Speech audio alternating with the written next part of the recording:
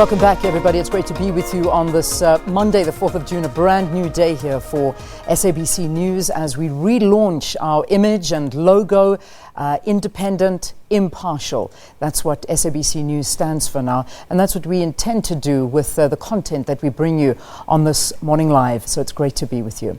Now, let's start off with a great guest that we've managed to bring into studio this morning. Last Friday, the Minister of Police, Bheki Cele, gave an update of his department's work to date, announcing that all senior strategic positions in the department have been filled, including the position of the head of the Directorate of Priority Crimes Investigations. That's the Hawks.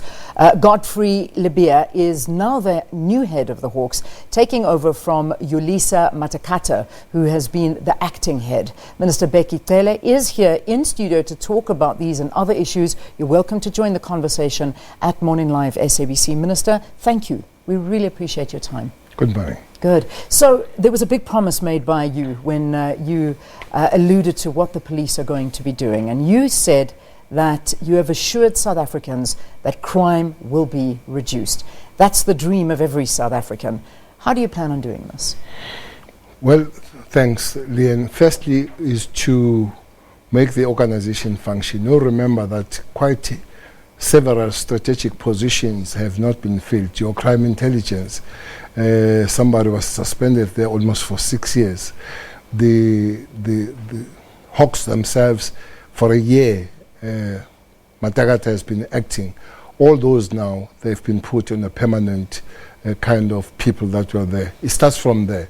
It assures the organization, it makes everybody to be very much stable in his or her position. We started from there. Yeah. But there are quite several other things that we really need to push to deal with the priority crimes that are at the country and worrying South Africans now. There are those that are national, like your taxi industry. 4 provinces are having trouble on that one. And there are those that will be provincial, like your gangsterism, that will be Western Cape. The political killings, that will be your KZN. And then there is a new one of the kidnapping that we are dealing with. So we in KZN, we have been there working on the ground. We have changed, though still acting, the new provincial commissioner, and we are making sure that we are putting new teams there to deal with the people that are killing people yet are not found. So you put all those things, you put the people, but you also put the equipment. Things like the cars, we are trying to buy new cars for high-performing units, yeah, to be at the road, to be on the road and make sure that we go for everybody toe-to-toe if it needs be, but also mobilizing the communities to work with us, which is a big portion of policing, to work with the communities. All right, let's break it down, and let's start off with the KZN province, because I think that's a big highlight. I know you were there recently, especially after the killing of the young girl in Chatsworth after the hijacking. That was Sadia Sukraj.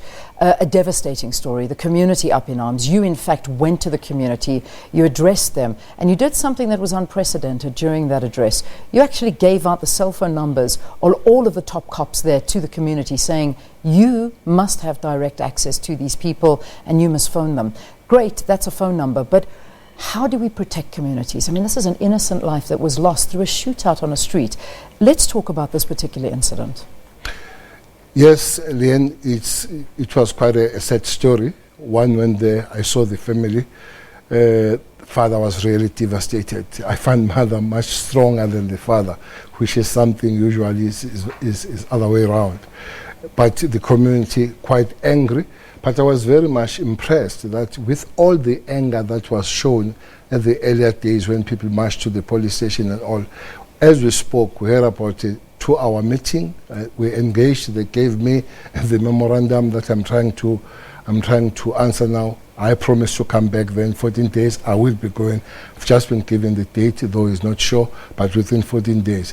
So the story of the young Sadia is a terrible one. But as we were talking there, one person at the Effingham was attacked, was hijacked, and was shot and killed, yeah, as we were talking there. But we are quite pleased to report back that all those that shot that one, we have found them. Unfortunately, 2 of them are dead, and one we found in hospital or clinic is arrested. And you would ask the question, why hijack and kill? All those kinds of things. Don't have a right to hijack, but it's worse when you hijack somebody and you kill the somebody. But the issue of KZN, there is this criminality where innocent people are killed, but there is that we believe is political killing, that we need to work on it. Long list of people that have been killed and zero number of people that have been arrested. That's why the president gave an instruction that all the security ministers must move down there. We have been there.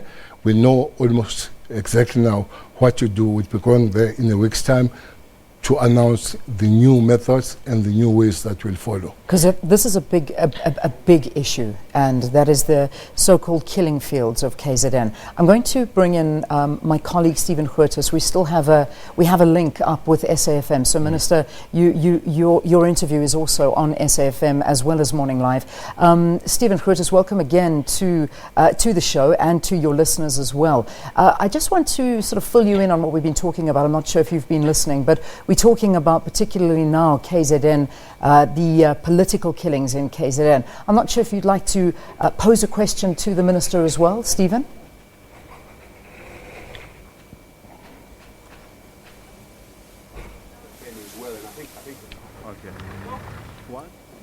All right, doesn't look like we have that sound up and running. But as soon as we do, we'll incorporate Stephen into the conversation. There's also the issue in KZN about the suspended commissioner there.